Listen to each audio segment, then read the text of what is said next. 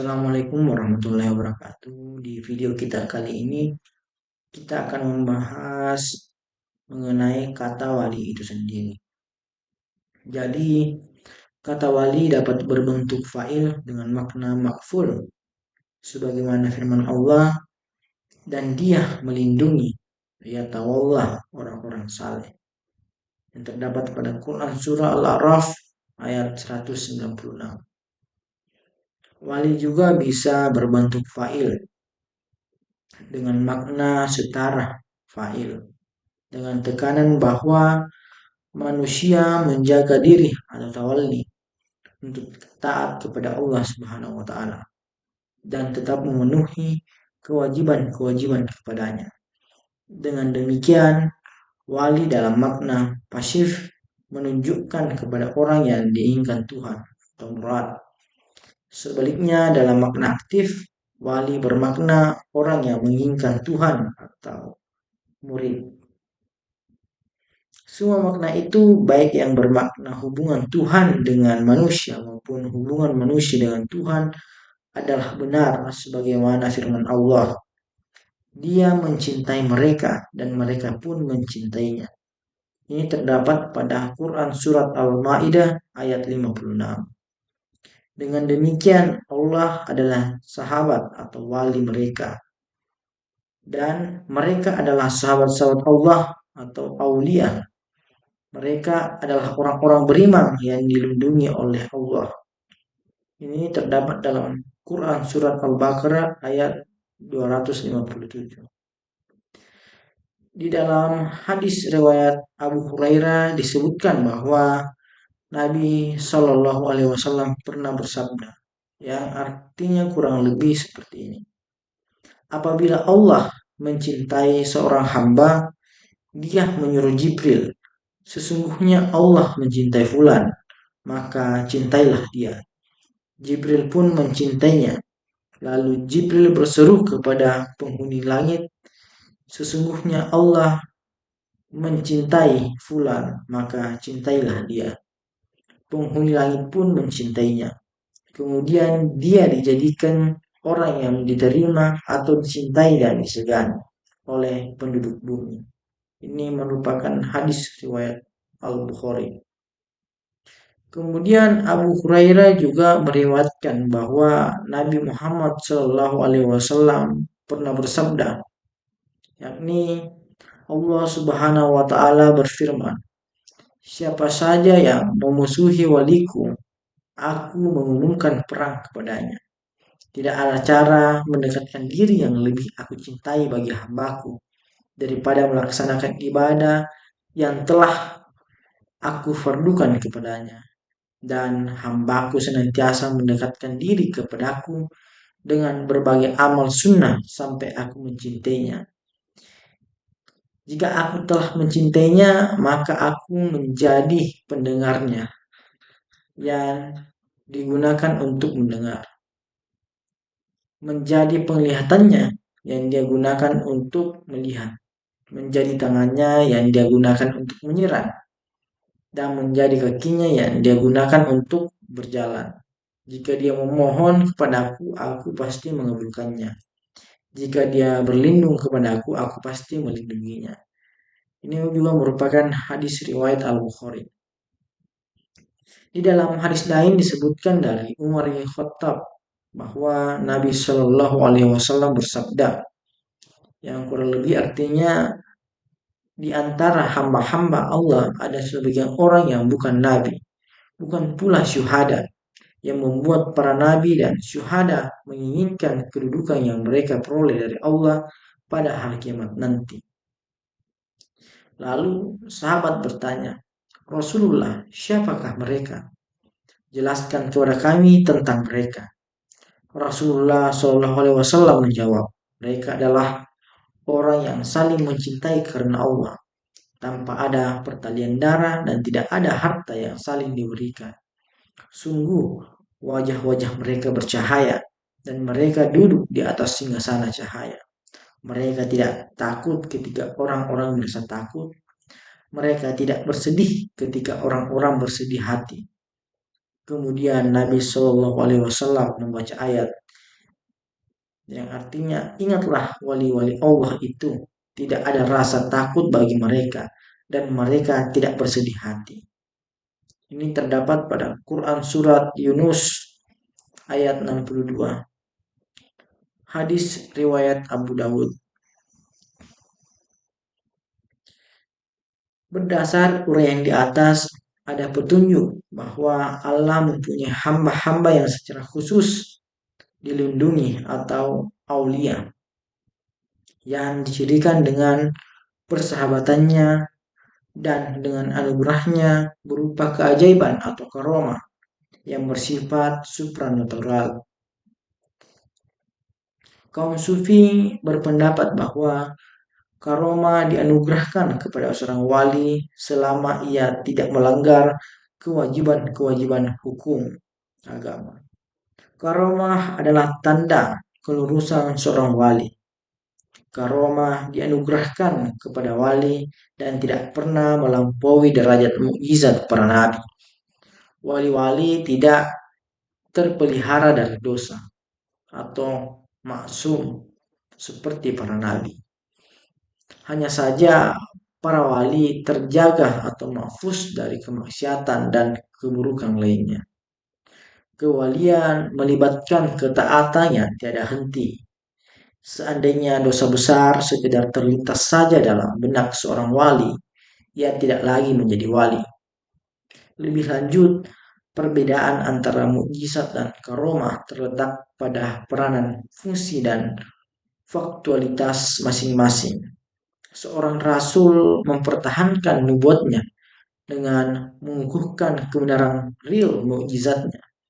Sementara itu, seorang wali dengan realitas karamah yang ditampilkan berfungsi mengukuhkan kebenaran kenabian rasul sekaligus kewaliannya.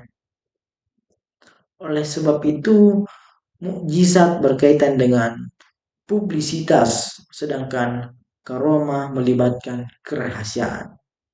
Contoh antara mukjizat dan karomah dapat ditunjuk pada kisah Khubayb bin Adi. Saat akan digantung oleh kaum kafir Quraisy di Mekah, Rasulullah Shallallahu Alaihi Wasallam yang saat itu berada di Madinah dengan mukjizatnya dapat melihat Khubayb dan menceritakan kepada para sahabat tentang apa yang terjadi pada Khubayb. Pada saat yang sama, Allah juga menyingkap tabir dari penglihatan Khubayb. Khubayb pun dapat melihat Rasulullah Shallallahu Alaihi Wasallam dan mengucapkan salam, Assalamualaikum. Allah menjadikan Rasulullah Shallallahu Alaihi Wasallam mendengar salam Khubayb dan Rasulullah menjawabnya. Dan jawaban salam Rasulullah didengar oleh Khubayb. Fakta bahwa Rasulullah Shallallahu Alaihi Wasallam di Madinah dapat melihat dan mendengar Khubayb di Mekah adalah mukjizat. Dan fakta bahwa Khubayb yang berada di Mekah bisa melihat Nabi Muhammad Shallallahu Alaihi Wasallam yang berada di Madinah adalah karomah.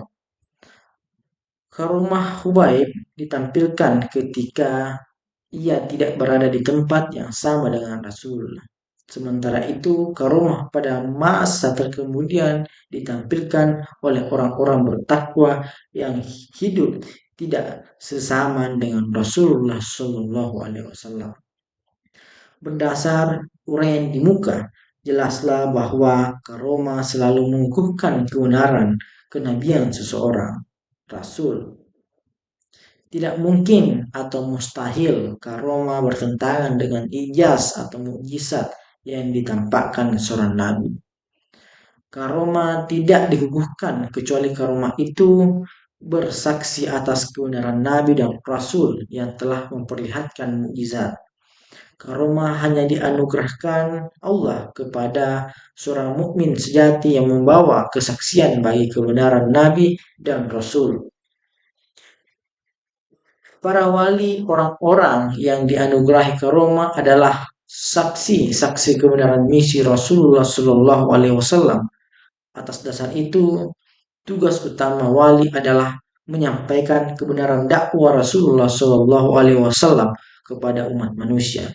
Demikianlah sepanjang sejarah dakwah Islam di dunia tercatat sederetan nama besar juru dakwah yang dikenal sebagai wali-wali, yang dalam proses dakwahnya telah menampilkan berbagai macam karomah yang ajaib dalam rangka mengukuhkan kebenaran Islam yang disampaikan Rasulullah Shallallahu Alaihi Wasallam. Ketika Islam disiarkan di India lewat penaklukan oleh Mahmud Ghazni, dinasti Khilja, Tughlaq, Lodhia, Aurangzeb, Haidar Ali, dan Tipu Sultan, yang ditandai pembunuhan massal, kekerasan, hitan paksa, dan tindakan-tindakan kejam, ternyata tidak cukup kuat untuk mendorong dakwah Islam secara masif di tengah penduduk pribumi India.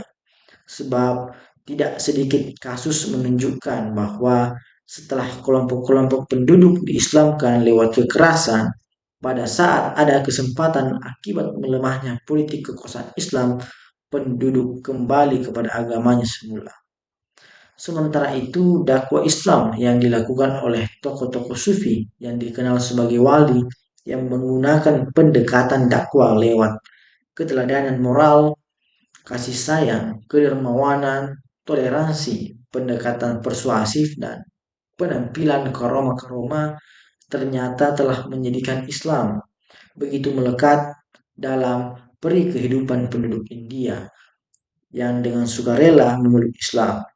Atas ikhtiar dakwah Syekh Syaraf bin Malik dan saudaranya Malik bin Dinar serta kemenakannya Malik bin Habib, Raja Ceranangor di Malabar, berkenan masuk Islam.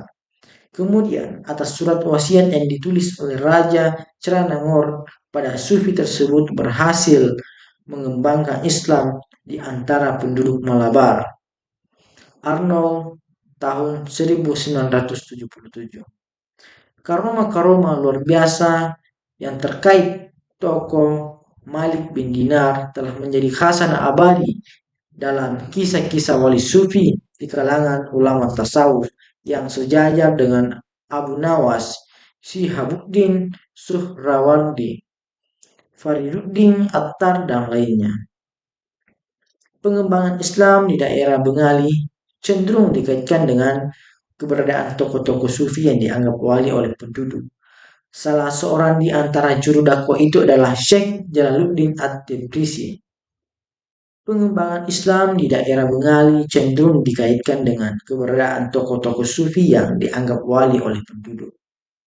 Salah seorang di antara juru dakwah itu adalah Syekh Jalaluddin At-Tabrisi, murid ulama sufi besar Shihabuddin Suhrawardi. Dalam perjalanan dakwanya dikisahkan Syekh Jalaluddin singgah di Bengali dan menampilkan karomah-karomah luar biasa yang membuat takjub banyak orang penduduk. Salah satu kisah termasuknya adalah hanya dengan memandang seorang tukang susu beragama Hindu, Syekh Jalaluddin telah menjadikan tukang susu tersebut memeluk agama Islam. Lalu masyarakat dengan swadaya membangun masjid untuk menghormati Syekh Jalaluddin At-Tabrizi.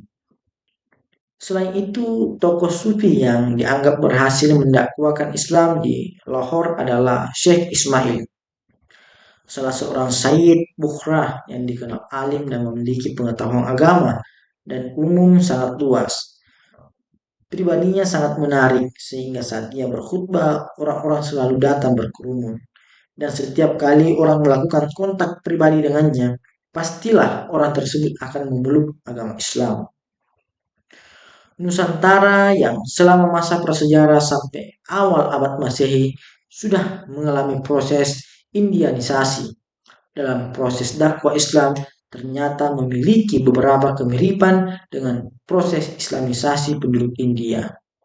Kisah-kisah fantastis terkait keberadaan tokoh-tokoh wali suci penyebar Islam yang menunjukkan berbagai kekeramatan menakjubkan menjadi penanda utama dari usaha-usaha pengislaman penduduk Nusantara.